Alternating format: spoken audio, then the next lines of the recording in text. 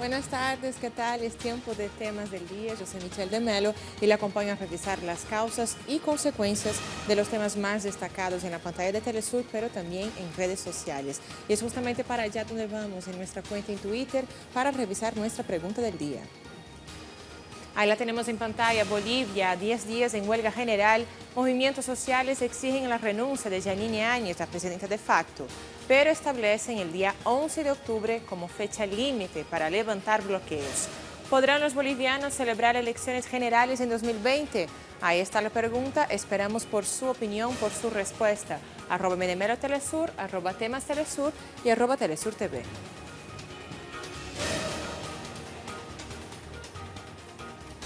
Eso porque tras 10 días de huelga general, la Central Obrera Boliviana, movimientos campesinos, partidos políticos y organizaciones comunitarias proponen debatir una fecha de ley definitiva para la celebración de las elecciones presidenciales en Bolivia.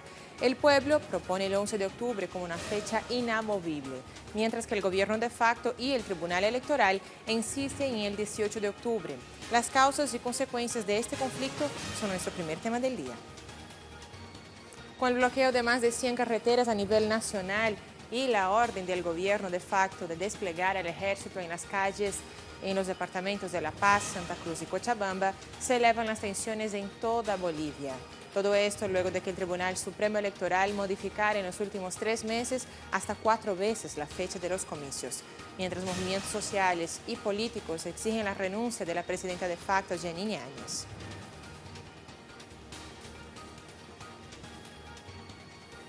Seguimos pendientes sobre ese tema en Bolivia y nos vamos a La Paz con Freddy Morales, nuestro corresponsal está listo para ofrecernos los detalles. Freddy, buenas tardes. Además de toda la situación de inestabilidad social, política, económica, ahora también ya hay denuncias de locales en donde se faltan el desabasto de alimentos, de algún tipo de productos. Cuéntanos.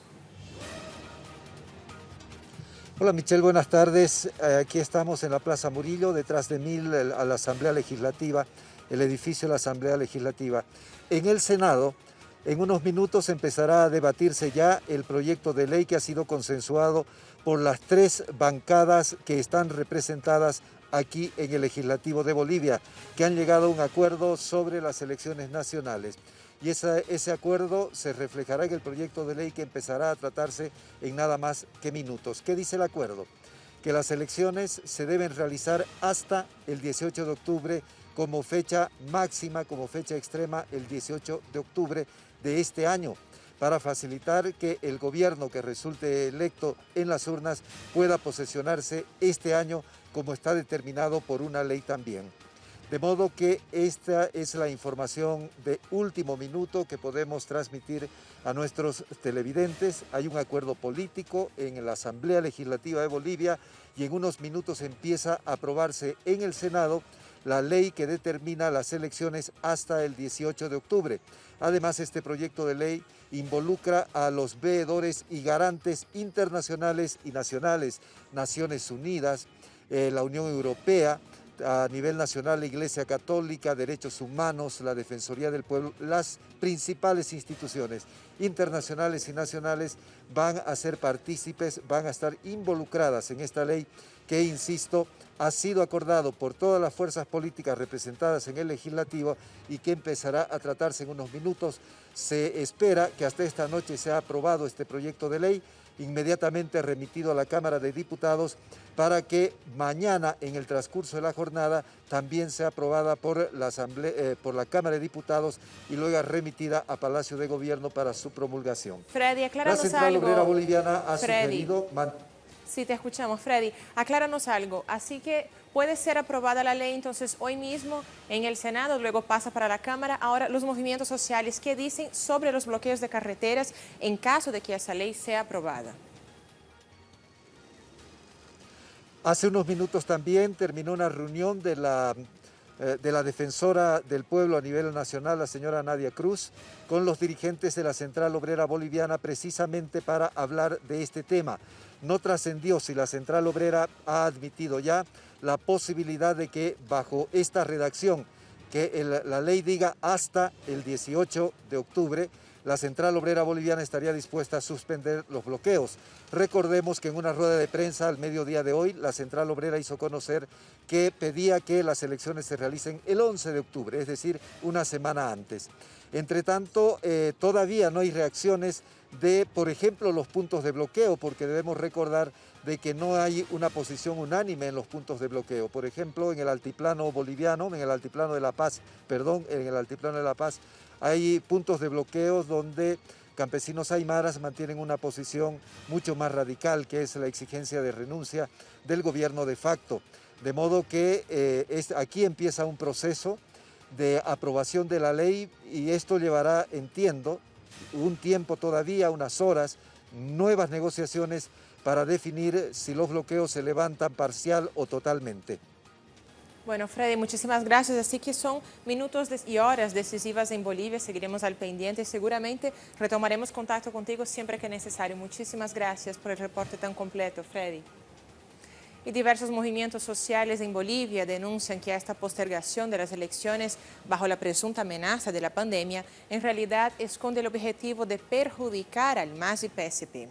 De acuerdo a las encuestas elaboradas por el Centro Estratégico Latinoamericano de Geopolítica, CELAG, el candidato Luis Arce del Movimiento al Socialismo no solo encabeza la intención de votos, sino que con 41,9% obtendría una victoria en primera vuelta en las elecciones presidenciales, ya que supera por 15 puntos a su inmediato contendor, el derechista Carlos Mesa de Comunidad Ciudadana, quien registra el 26,1% de las intenciones de voto. Ya en tercer lugar está con 13% la actual gobernante Yanine Áñez.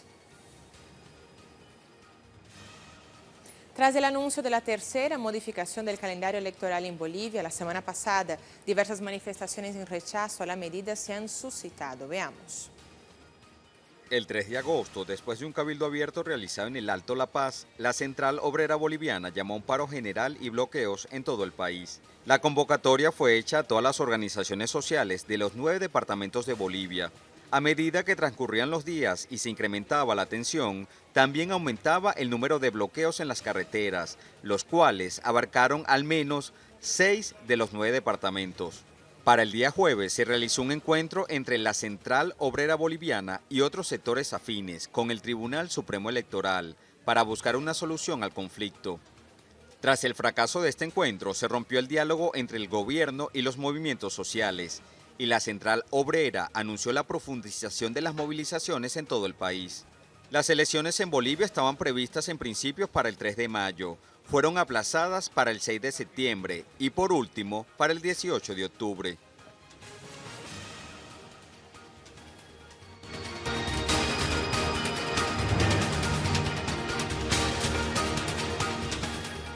Y nuestra pregunta del día justamente habla sobre Bolivia. 10 días de huelga general, movimientos sociales exigen la renuncia de la presidenta de facto, Yanine Áñez, pero establecen el día 11 de octubre como fecha límite para levantar los bloqueos. ¿Podrán los bolivianos celebrar sus elecciones generales en 2020? Ahí está la pregunta, un escenario de convulsión social en Bolivia y su opinión nosotros esperamos. @Medemero Telesur, @Temas Telesur y @Telesur TV. Esperamos por su respuesta.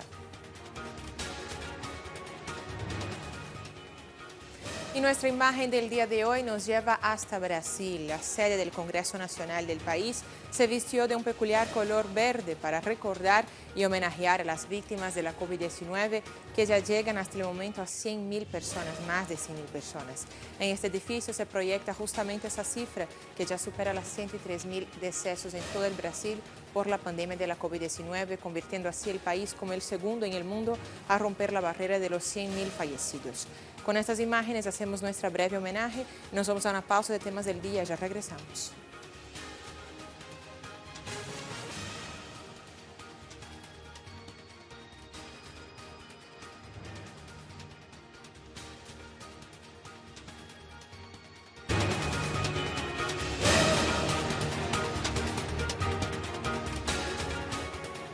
Regresamos con más temas del día. Continúa la violencia sistemática en Colombia. Esta vez, en menos de una semana, se registraron 2 masacres contra menores de edad en los departamentos de Nariño y Valle del Cauca, mientras un líder afrocolombiano fue asesinado en Chocó.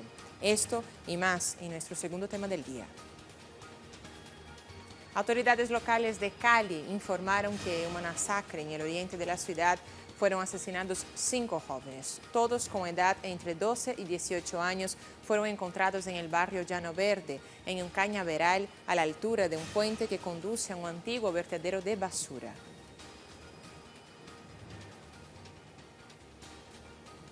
Y desde Bogotá, nuestro corresponsal Hernán Tovar está listo para actualizarnos sobre las últimas noticias en Colombia. Hernán, buenas tardes nuevamente. Te tengo aquí conmigo justamente para hablar de la violencia sistemática en Colombia, una situación muy preocupante. ¿Volvió la guerra en tu país, Hernán? Esa es la pregunta que queda.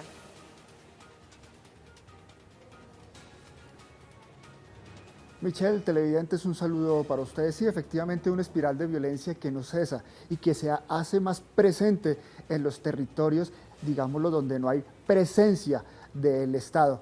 Diversas organizaciones de derechos humanos han denunciado la presencia de actores armados, sobre todo paramilitares, en las regiones más violentas del país. Como usted lo reseñaba, regiones o departamentos como el Cauca, Valle del Cauca, Nariño, Chocó, porque el más reciente asesinato contra un líder afro se desarrolló en el departamento del Chocó, en el municipio del Lauto Baudó. Él era líder chocuano y respondía al nombre de Patrocinio Bonilla. Él fue asesinado el día de ayer. Pero aparte de eso, Michelle y televidentes, comentarles que también el día de hoy se conoció el asesinato de un familiar, de un excombatiente. Se trataba también de una joven. Respondía al nombre de Michelle Andrea Gómez. Ella fue asesinada en el municipio de Caucasia, en el departamento de Antioquia. En estos departamentos, que son los más conflictivos, en lo que va ocurrido del año ya han sido asesinados alrededor de 180 líderes sociales, solo en el departamento del Chocó, donde le reseñaba el asesinato del líder social afro. Este año han sido asesinados 5 líderes sociales. Esto se da ante la inoperancia del gobierno colombiano. La respuesta del Estado y del gobierno de Iván Duque ha sido enviar fuerza militar, fuerza policial, lo que para los organismos de derechos humanos no es suficiente, ya que en estos departamentos es donde más incremento de los homicidios hay. Ellos solicitan más presencia institucional, presencia donde, digamos, se desarrolle una labor educativa, donde haya presencia de la salud.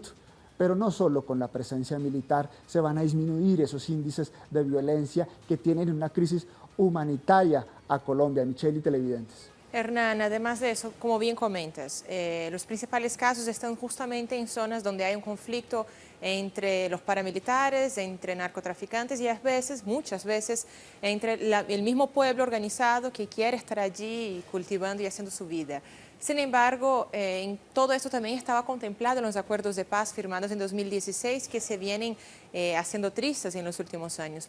Por eso quisiera que nos comentara un poco la relación del Partido Centro Democrático, del actual gobierno del presidente Iván Duque, con esos sectores paramilitares y también su falta de interés de mantener vivos y fuertes y cumplir con los acuerdos de paz.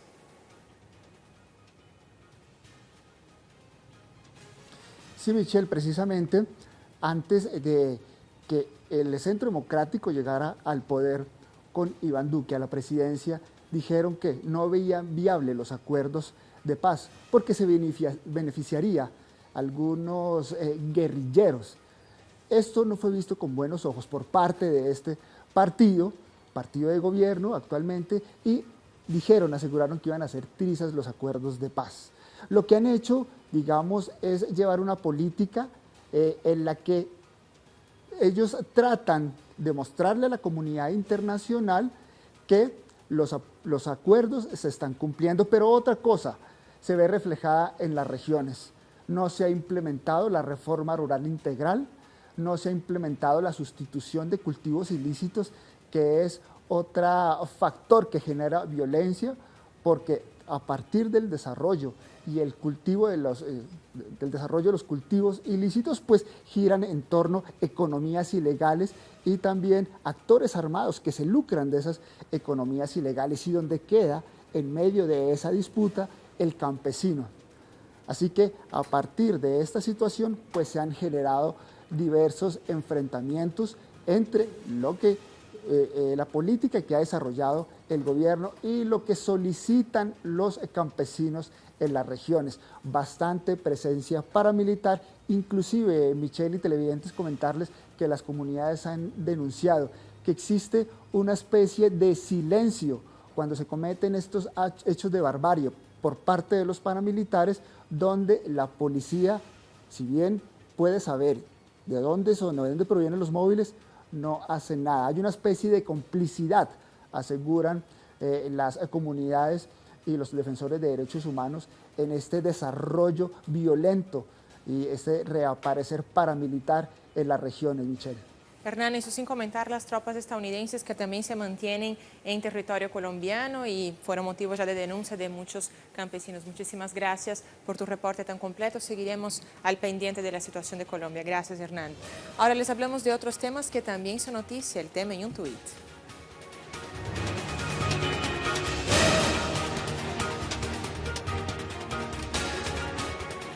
Empezamos en Cuba. Nuestra corresponsal Nayara Tardo publica lo siguiente. El presidente cubano Miguel Díaz-Canel reconoció el papel protagonista de los jóvenes en la historia de Cuba y en el enfrentamiento a la pandemia de la COVID-19 en la isla, a propósito de celebrarse este 12 de agosto el Día Mundial de la Juventud. Escuchemos el reporte completo de Nayara Tardo.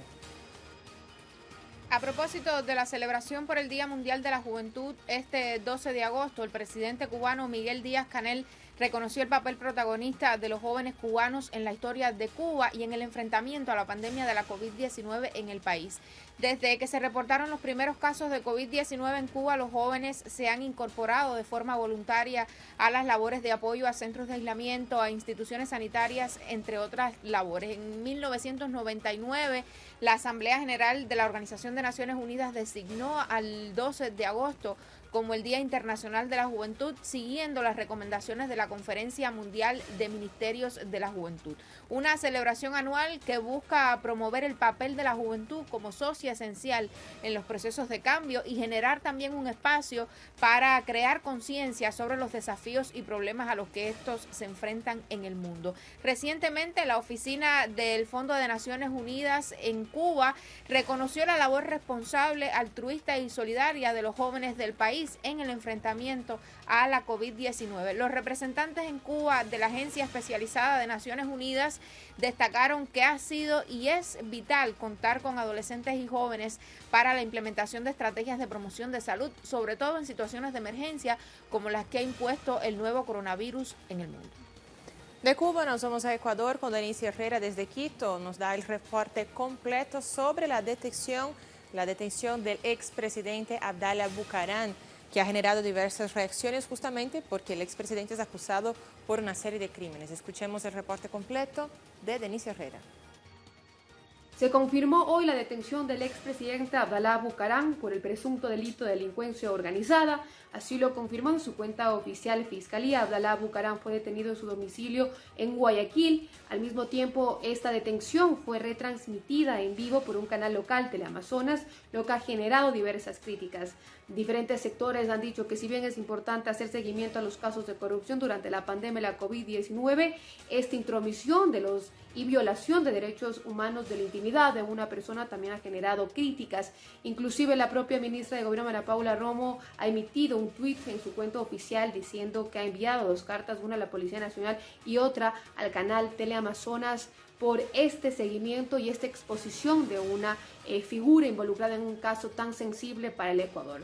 Al mismo tiempo, se ha confirmado que Abdalá Bucaram ha sido trasladado a un hospital en Guayaquil, ya que ha presentado un crítico estado de salud. Se habla que posiblemente haya tenido un preinfarto.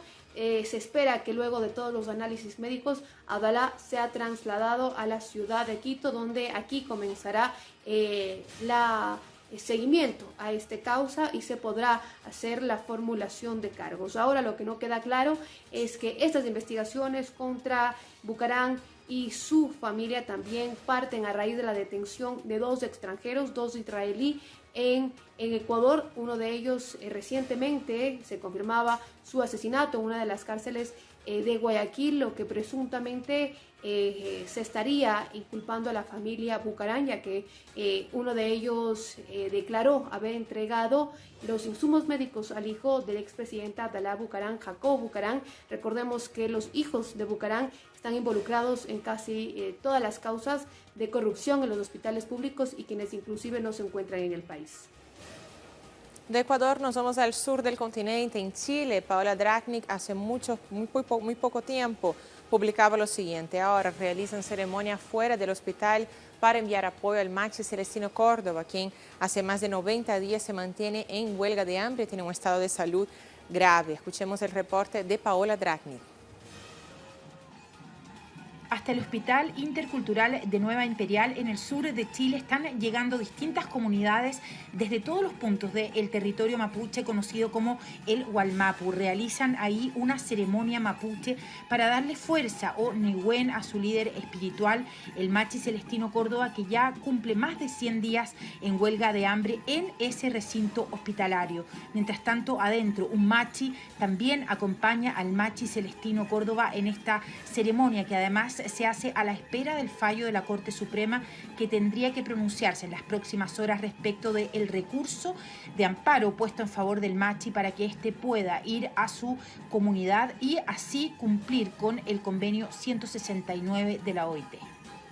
Hablemos ahora de Paraguay. Osvaldo Sayas nos dice: Cámara de Diputados aprueba a medias el proyecto de ley que elimina aranceles de universidades públicas. Lo volverá a tratar dentro de 15 días. Organizaciones estudiantiles anunciaron que volverán a movilizarse. Escuchemos el reporte completo desde Asunción.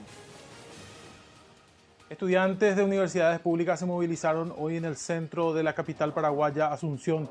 Fue para exigir la aprobación de un proyecto de ley que elimina el cobro de aranceles en universidades públicas, específicamente en 8 altas casas de estudio del sector público. La Cámara de Diputados, quien trató el proyecto de ley que vino desde la Cámara de Senadores, aprobó en general el mismo. Volverá a tratar este proyecto de ley dentro de 15 días. Las y los estudiantes habían solicitado que la Cámara Baja apruebe tal cual venía el proyecto de ley de arancel cero. Decían las organizaciones que la crisis económica que se deriva de la pandemia por el nuevo coronavirus ha profundizado la crisis educativa en el nivel superior, ya que muchos de los estudiantes universitarios también son trabajadores y tuvieron que desertar de sus estudios debido a la crisis económica que golpea al Paraguay por la aparición del nuevo coronavirus.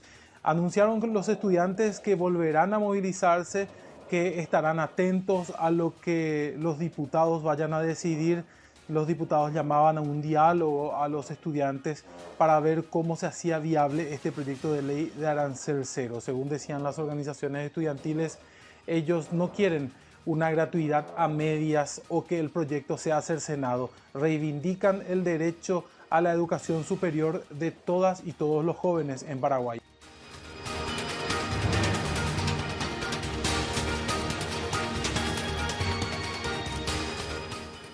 Nuestro tema en desarrollo se genera en mi país, en Brasil. Al menos 450 familias de trabajadores rurales pertenecientes al Movimiento Sin Terra, el MST, fueron desalojadas del campamento agrícola Campo Grande, en Minas Gerais, sureste del país. Denuncian que en medio a la pandemia son despojados de manera ilegal. Estamos aquí en un día muy difícil, sufriendo una reintegración de pose ilegítima por el autor del proceso. Estamos aquí resistindo. Infelizmente, acabamos agora de... Estamos aquí resistiendo. Desafortunadamente, acabamos de perder nuestra escuela, donde hace años hacíamos un trabajo muy bonito, graduando a jóvenes, adultos y niños. Pero nosotros no vamos a salir de las tierras donde viven nuestros compañeros. Vamos a resistir, nos saldremos de aquí. Seguimos en lucha, resistiendo a pesar de la pandemia.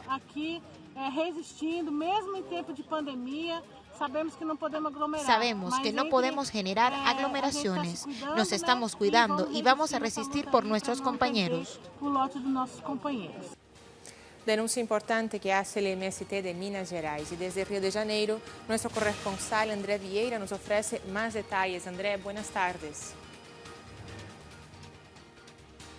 Boa tarde, Michelle. Buenas tardes para nuestra audiencia aquí de Temas del Día. Las familias sin tierra continúan resistiendo al desalojo del campamento Quilombo Campo Grande en el estado de Minas Gerais, sureste brasileño. Durante el día, la policía militar desalojó la escuela Eduardo Galeano, ahí del campamento, y ahora en la tarde la policía realizó una visita en una área colectiva del campamento. Según Esther Hoffman, de la Dirección Nacional del Movimiento Sin Tierra, el MST, la policía propuso llevarlas a las familias para la Villa Vicentina, local que concentra, Michelle, los casos confirmados de la COVID-19 ahí en la ciudad de Campo do Meio. Propuesta que pronto fue rechazada por las familias sin tierra, que prometen resistir y denuncian el acto de desalojo en plena pandemia. Recordemos que el campamento Quilombo Campo Grande en la ciudad de Campo do Meio, Minas Gerais, es el hogar de 450 familias que hace más de 20 años luchan por el derecho a esta tierra. Muchos de ellos son antiguos trabajadores de la usina que se fue a la quiebra,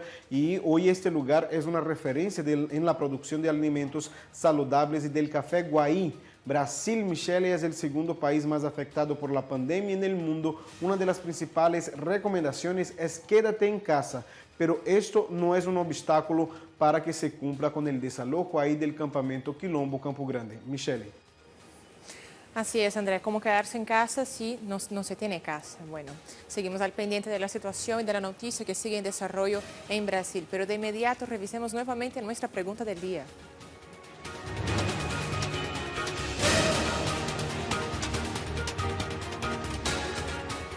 Al inicio del programa preguntamos, Bolivia, 10 días en huelga general, movimientos sociales exigen la renuncia de Jeanine Áñez, la presidenta de facto, pero establecen el día 11 de octubre como fecha límite para levantar bloqueos. ¿Podrán los bolivianos celebrar elecciones generales en 2020?